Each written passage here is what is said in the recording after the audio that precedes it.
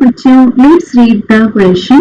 When a bimetallic strip made of iron and brass is heated, then it bends in the form of concave shape towards brass. ये है बच्चों हमारे पास में statement number 1 and statement 2 है इस question का. The coefficient of linear expansion of iron is less than brass.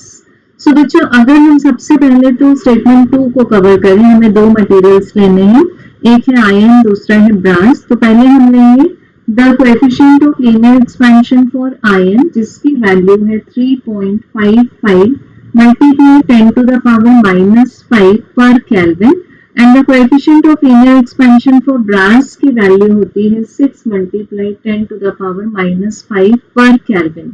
So बच्चों यहाँ से हम देख सकते हैं कि जो अल्फा आयरन की वैल्यू है वो अल्फा ब्रास की वैल्यू से कम है.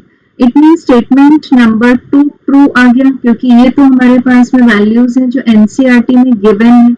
अब स्टेटमेंट 1 को अगर चेक करें कि एक बाई मेटालिक स्ट्रिप लेते हैं हम इस तरह से, ये ले लेते हैं बाई मेटालिक स्ट्रिप मतलब जो दो मटेरियल को ज्वाइन करके बनाई गई है. तो हम लेफ्ट साइड में मान लेते हैं आयरन और राइट साइड में हम मान लेते हैं ब्रास.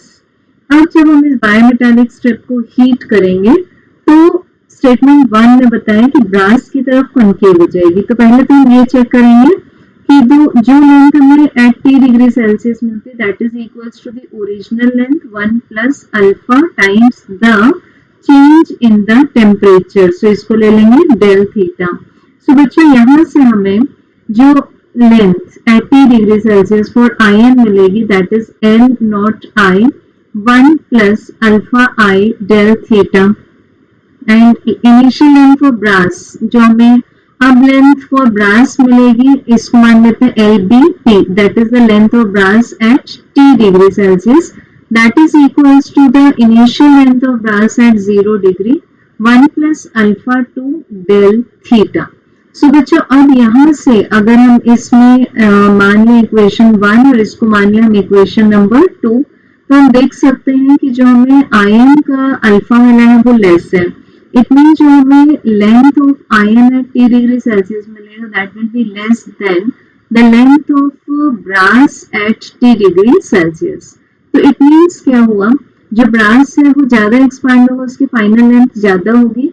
तो ये जो लेंथ है वो किस तरह से चेंज हो जाएगी, it will be changing like this, ऐसे चेंज हो जाएगी, इस तरह की ये स्ट्रिप डेवलप हो जाएगी.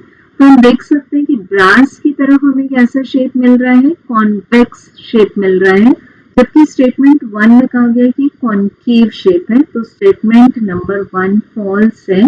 सो we can say that the correct answer is option number D.